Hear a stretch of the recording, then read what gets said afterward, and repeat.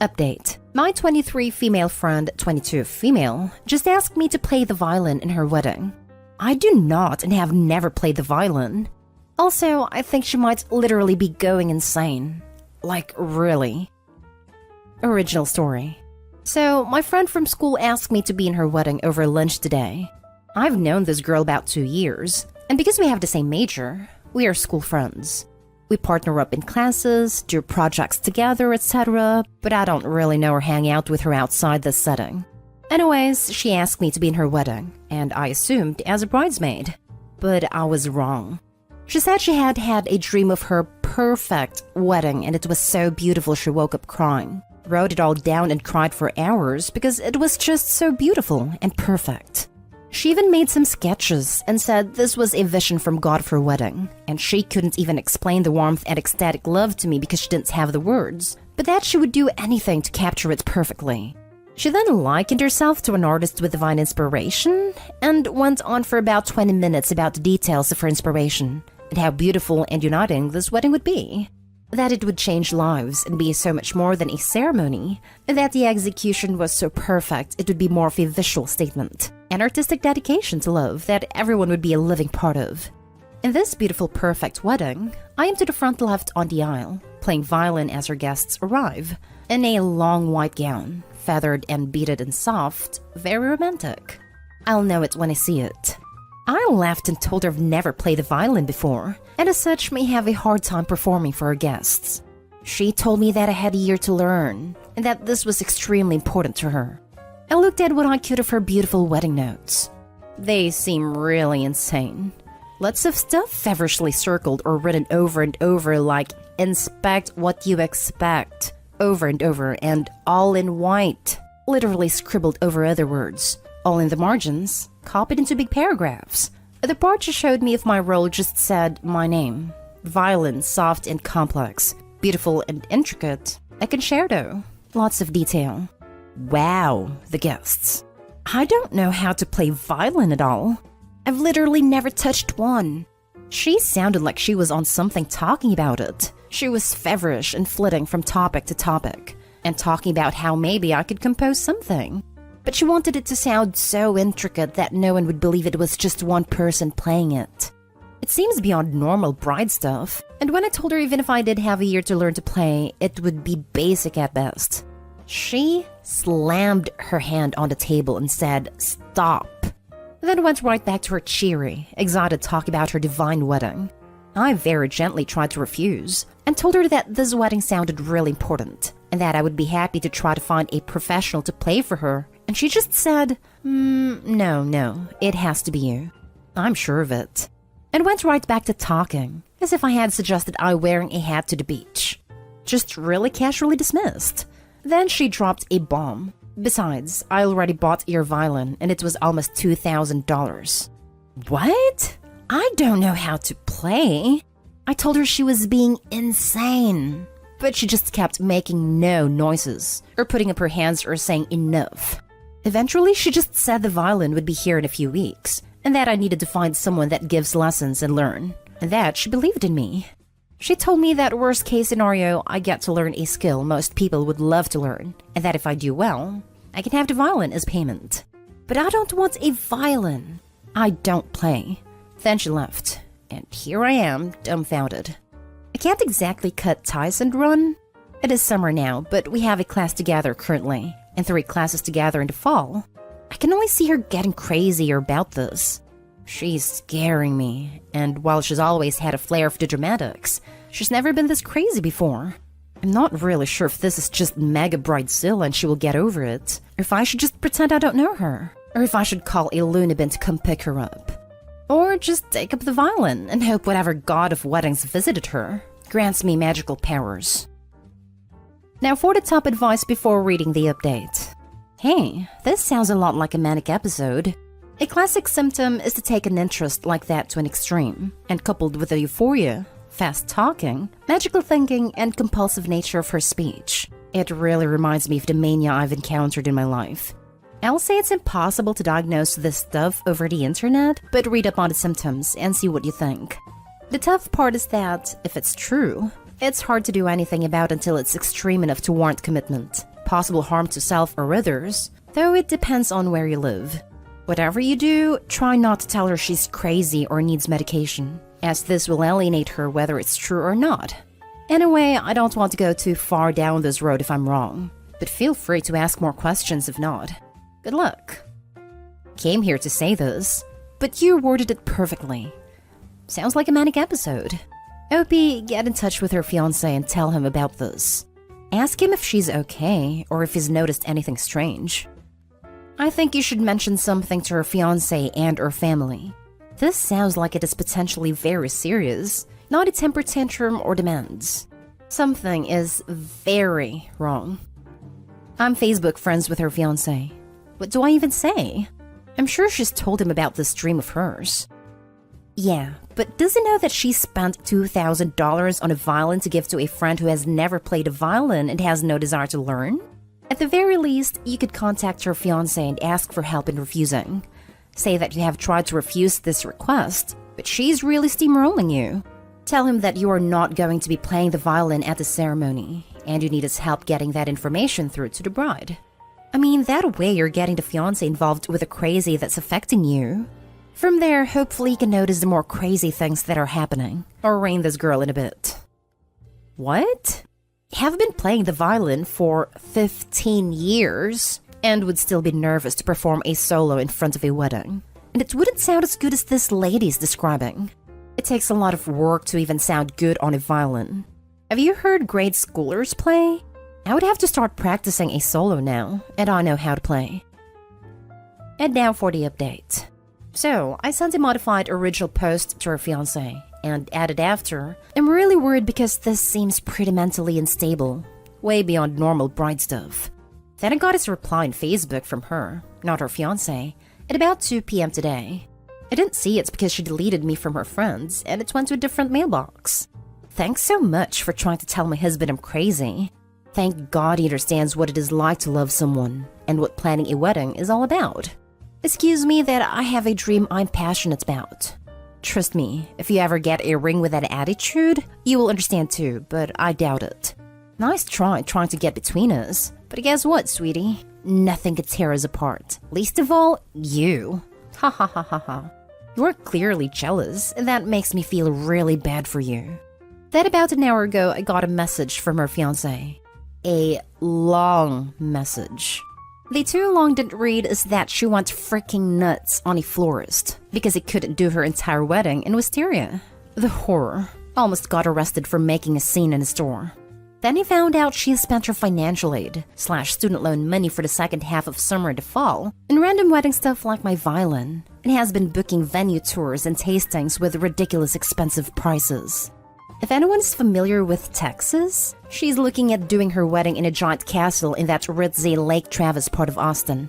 You know, bought huge multi-million-dollar mansions. So I told her about the need for a budget and being realistic, and she threw an epic freaking fit. At this point, she left and went to her sister's house. I messaged him back saying that she may be bipolar and in a manic state, and to ask her sister to maybe get her to a doctor. But he was more upset and focused on being hurt at what she had said to him about the wedding than her. She threw a right little tantrum and accused us of sleeping together. I told him that needless to say, I would not be playing violin in their wedding, and that I was sorry for any trouble. But I really did think it was best he seek some mental health help for her. He said, "You made your point. You don't need to rub it in. I can take care of my family." I told him I understood and wished them the best. And I guess that is that. I didn't see her in class today though, and it looks like she won't be coming back for the fall unless she has a plan to get more money. Thank you for the help, everyone. I really did appreciate having a few hundred friends in this. The husband-to-be is still absorbing new information that he is reluctant to absorb. His best case scenario is that she is reckless bridezilla. He may want to be in denial with that for a while. I wouldn't be surprised if the OP gets messaged later confirming the bipolar diagnosis. I would be totally surprised if OP gets messaged later, but I would not be surprised with a bipolar diagnosis. You made your point. You don't need to rub it in. I can take care of my family. It sounds like he's still taking what OP said personally. Almost like he thinks she's being sarcastic instead of genuine when she says she needs medical help. Wow. Well, good on you for trying to reach out to the fiancé. Now that he is informed, how they deal with it is up to them. I think you can walk away with a completely clear conscience. And don't take her jab personally. You know she's not all there right now. You did great. OP, thanks for the update. Hey, I'm redoing my garden and would like a full-size replica of the Taj Mahal as a centerpiece. I can get some stones if you can Google architecture. I'd like you to build it for me. If it's not too much, of course. By next Wednesday. Next story. My 35 male family won't come to my wedding because I haven't forgiven my relative, 36 male, for violating my ex. Looking for how I should handle this situation. Short story background info is a decade ago. I was engaged and my relative got drunk with my then fiancé after meeting for the first time and violated her. We ended up splitting a year after because she didn't feel comfortable around my family anymore, constantly being reminded of the night of the accident. I haven't spoken to that relative since, completely dropped him from my life, which has caused a tear in the family. I'm now happily engaged to a woman I love and have sent invitations, but none of the extended family has accepted because they're mad that I haven't forgiven my relative. They say, well, if you didn't do that, then you never would have met your current fiancé. And blood is thicker than water. To me, the ends don't justify the means, and family shouldn't get an automatic pass when it comes to stuff like this. They also say I should believe him and that it was consensual, instead of my crazy ex. But even if that were the case, it takes two people, and I've lost all respect for him and don't need that in my life. I'd love for them to be at the wedding, but if I have to make amends with this relative, then I'm okay with them not coming. As much as I didn't want there to be sides, it seems like they've chosen them already. I'd like to reach out to them to plead my case, but I'm not sure if that's the right play. Thanks in advance for any advice. Now for the advice. Anyone at fault to you for insisting that your wedding be an offender-free zone is telling on themselves. No kidding. They are freaking disgusting. Personally, I just let them make their decision and leave it. Less plates to pay for at the wedding. It's great you moved on, and if there are things to hash out, I'd leave it to do after the wedding. You have enough stress going on. What do you think it would look like to plead your case to your family? What is the best case scenario? What is the worst case scenario? Best case scenario is that my family comes to the wedding and not let my relationship with that one family member affect their relationship with me. Worst case is that they choose to side with him and drop me from their lives. If they're calling your ex crazy because she was upset about being violated, are these people, family or not, whose feelings you should cuddle? Edit. This got bigger than I expected. I appreciate everyone taking the time to comment. I'll let them come to me. I said I like them there, but if they want to take sides, I'm okay dropping them too. It's in their court, and I'm not going to spend my energy justifying my feelings to them. Just wanted to say thanks again to the kind advice and for reinforcing my thoughts on the situation. The wedding is in a few months, and I'm going to enjoy the hell out of the day no matter what. Last story is titled, My 30 female close friend 37 female is relying on my husband 35 male for emotional support, and it's making me uncomfortable. The other day, my husband and I met our mutual friend at the pool with our daughters. We have known this friend and her husband for the better part of a decade and have all become quite close.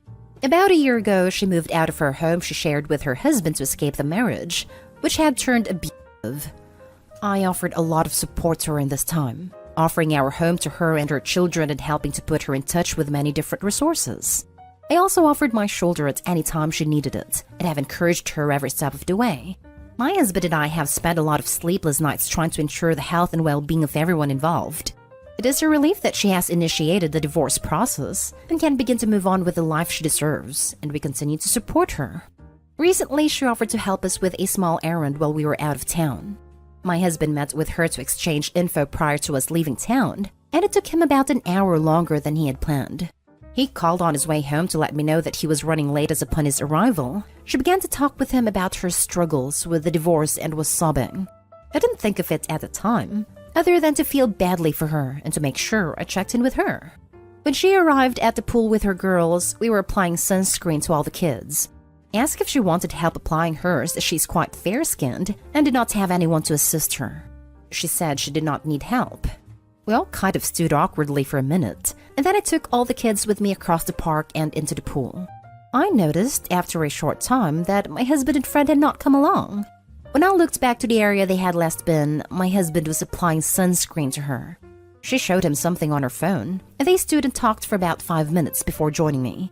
Something about it made me feel extremely uncomfortable, and I kept it to myself for the majority of the day and played with the kids. But they both could tell I wasn't up for chat. Today, she messaged me and asked if I'm okay as I didn't seem like myself. I trust my husband and I also trust my friend.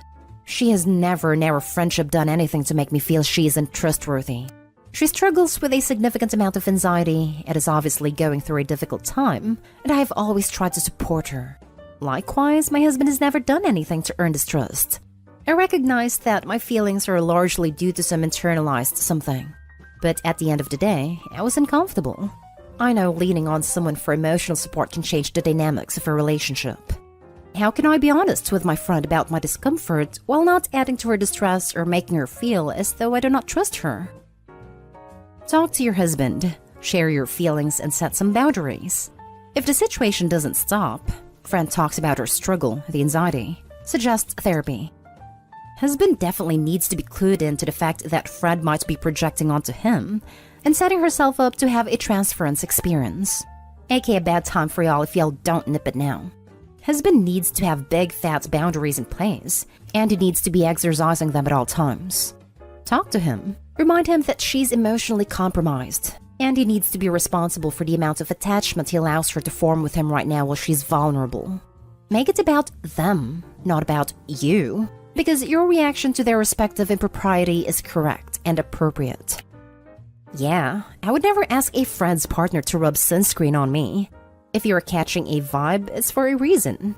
Although your husband should have directed her back to you for help with sunscreen application, I can see how he may have gotten caught off guard with her request. What makes these kinds of situations annoying is that people will downplay the inappropriateness and act like it's no big deal because it's just sunscreen, or I was just in a bad headspace and he happened to be there to help me. But in my opinion, this is how the inappropriate friendships start, with the little stuff. I've seen friends make really poor judgment calls when they are going through divorces or other difficult life events. She should probably be talking to a therapist if she isn't already. If you aren't comfortable calling her out on the sunscreen and emotional support thing, then come up with a plan with your husband on how to handle her in the future. He needs to set some boundaries with her. Personally, I don't think you should ignore your gut feeling here. I had a close friend like this who I helped after her marriage ended, etc. I was rewarded by her and my husband, now ex, having an affair. I'd mention it to both of them how you felt, but be wary.